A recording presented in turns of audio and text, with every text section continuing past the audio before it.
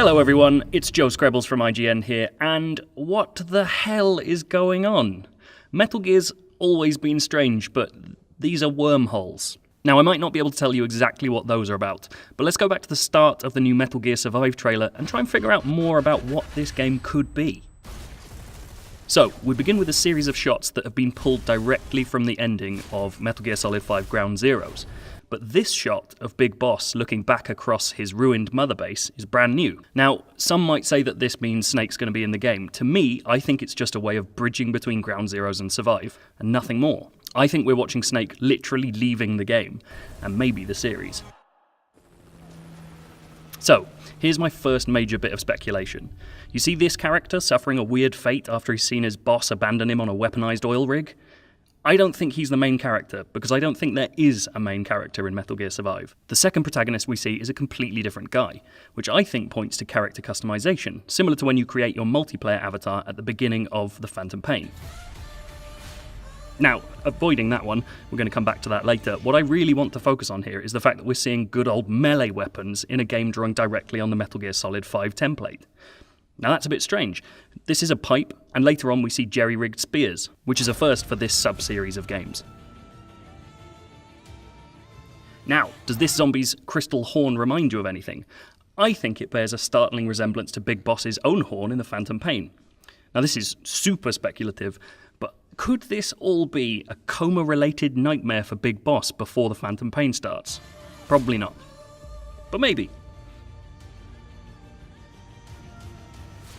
Right, here's our first look at one of Metal Gear Survive's full 4-person co-op teams. Now, it's not clear yet whether we'll be equipping ourselves in the game, but this party and another we see later both have a spear wielder, a shotgun holder, and a bow user. I think it could be a hint towards classes in the game, but it could also just be that in early dev, these are the only weapons we have right now. And here's Mother Base again.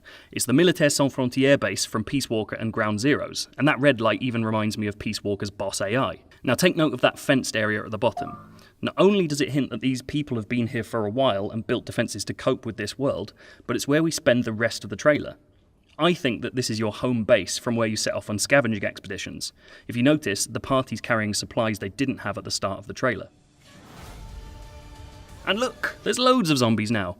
It's not quite a horde, but they're certainly varied. There's lots of different clothes on show here, and that could suggest that these wormholes have popped up across more than just Mother Base's skyline.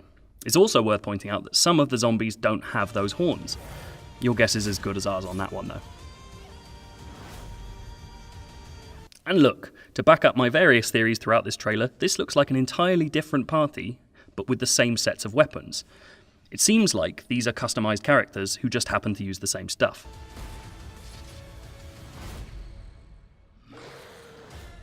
Now, this looks like fun. We've already seen a conventional bow and arrow earlier in the teaser, but this one has a spinning arrowhead powered by tiny rocket boosters.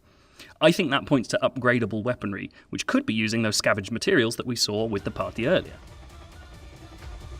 And here's something cool. That spinning arrowhead might look just like explosives at first glance, but it's actually some kind of gross zombie drill. Nice. And there's a lot of focus on the letter V in that logo. That backs up Konami's claim that this is, in their words, a new addition to the Metal Gear Solid 5 experience, placing it canonically between Ground Zeroes and The Phantom Pain. And what's that in the background? Yes, it looks like a tiny cardboard box.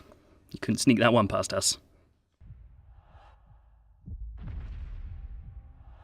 And to finish up, I don't think Snake's going to be in this game, but I'm pretty sure a Metal Gear will be.